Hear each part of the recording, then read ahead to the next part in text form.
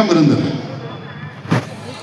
அந்த வேகம் எங்கிருந்து வரும் என்றால் உள்ளுக்குள் அணையாமல் கடந்து கொண்டிருக்கிற போர்க்குணம் என்பது இருந்தால்தான் வரும். அத்தகைய ஒரு போராளியாக கலைஞர் அவர்கள் தனது பொது வாழ்க்கையின் தொடக்க காலத்திலேயே, பெரியார் அண்ணா போன்றவர்கள் வாழ்ந்த காலத்திலேயே, அவர்களின் முன்னிலையிலேயே அவர்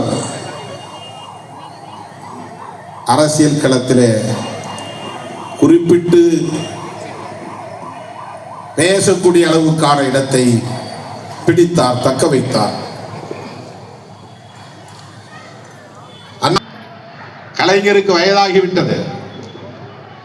அவருக்கு அடுத்து அங்கே பேச்சாற்றல் கம்பீரமான முழக்கத்திற்குரியவர்கள், கர்ஜிக்கக்கூடியவர்கள், வரலாற்றை எடுத்து பேசக்கூடிய அளவுக்கான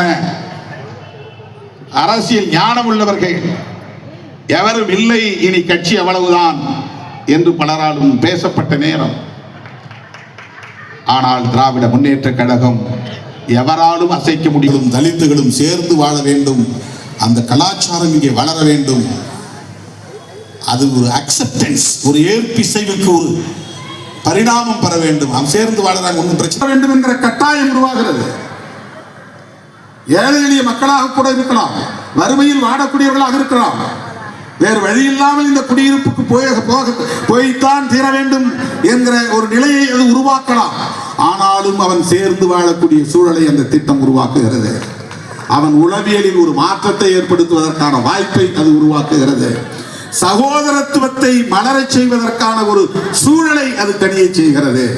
இந்த சிந்தை தலைவர் கலைஞர் ஒருவருக்கு மட்டும்தான் இந்திய மண்ணில், இந்திய அரசியலில் வேறு யாருக்கும் இல்லை. சமத்துவபுர திட்டம் தோழர்களே, சற்று எண்ணி பாருங்கள்.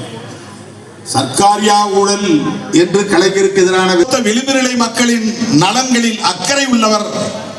எனவேதான் தமிழ் உலகம் இன்றைக்கும் அவரை போற்றிக் கொண்டிருக்கிறது, வாழ்த்திக் கொண்டிருக்கிறது. நானும் உங்களோடு நிற்கிறேன் என்பதை சொல்லி வாய்ப்புக்கு நன்றி கூறி முடிக்கிறேன். நன்றி, வணக்கம்.